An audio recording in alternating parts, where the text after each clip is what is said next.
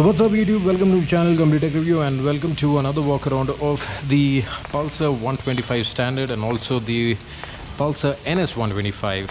So both the vehicles are priced roughly around 92,000 for the Pulsar standard, and also for the NS it is roughly around 1,14,000 to 15,000. So there is a premium of around 15 to 16,000 on this vehicle compared to the regular standard 125. So what is your money paying for, and what are the features and what are the difference? That is what we're going to check out in this video. And I want to thank Sri Lakshmi Bajaj for giving me this opportunity to review both the vehicles. And if you want to visit, check out the telephone number and also visit the Anandbagh showroom. Stay around for the walk around video.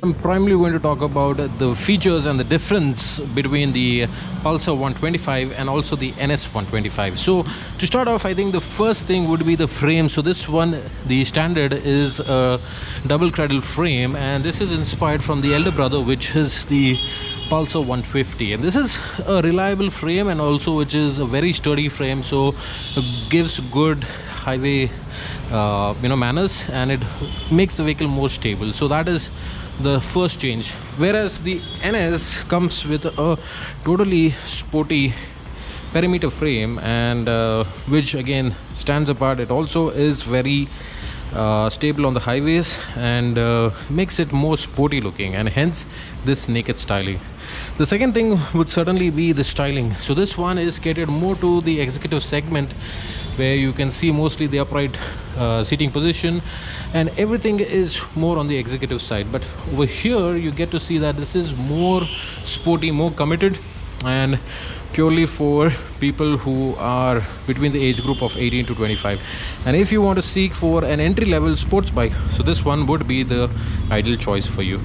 Coming back to the engines, the engine again, both deliver around 12 bhp of power and 11 Nm of torque, but the configuration is slightly different. This one is tuned more from a city purpose, but this one is more tuned for aggressive riding. And even though the power and the torque is the same, but there is a slight difference in the way the engine is designed and also in the way it performs.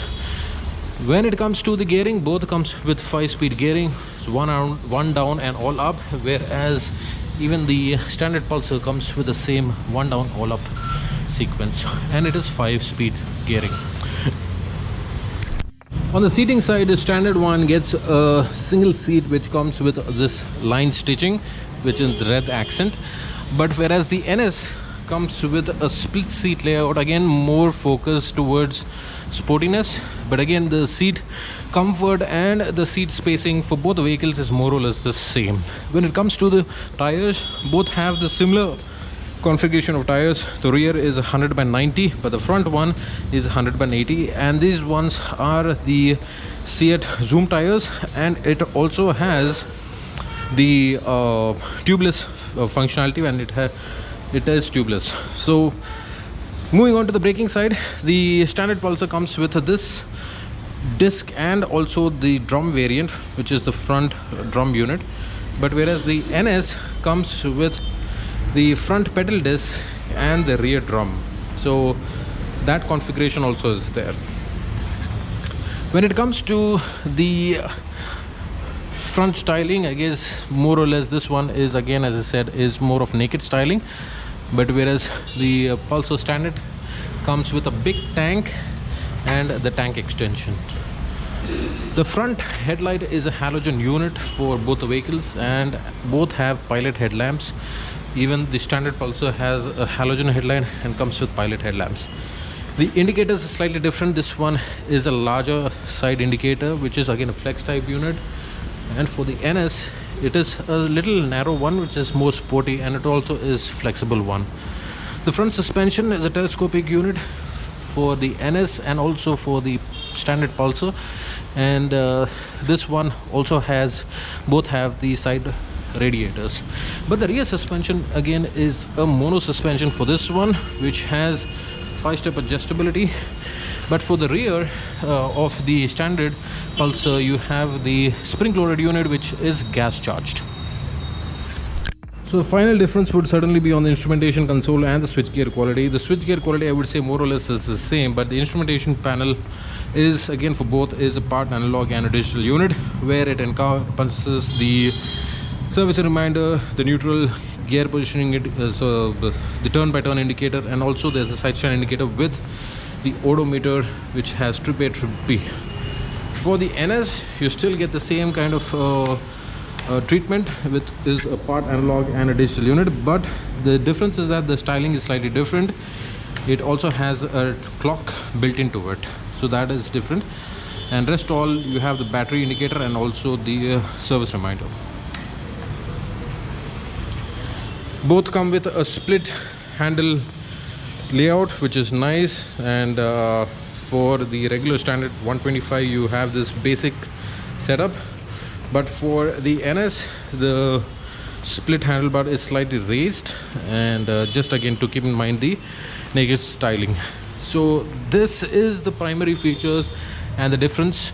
And if you ask me why you have to pay for the 17,000 premium, 15 to 16,000 premium, the main reason would be the perimeter frame, the styling, and also the performance in which the vehicle has been offered. So that is something which is the thing that you pay for. Again, coming back to the naked styling, that is where you pay for. But if you are fine with the executive segment and if you're fine with the styling, then I guess this would be also a better choice. So which one you pick and what is your suggestion, please let me know in your comments below. Until then, stay tuned for the next video and see you in the next one. Bye bye. So this is another color which is offered for the 125. This one is not in the matte blue, but it's a glossy blue with black matte accent and also the white insert into it. So 125cc badging, which is in white. So this is the color in blue. Among the bunch, if you ask me to pick, then I will go for the red first and then go for this one as second.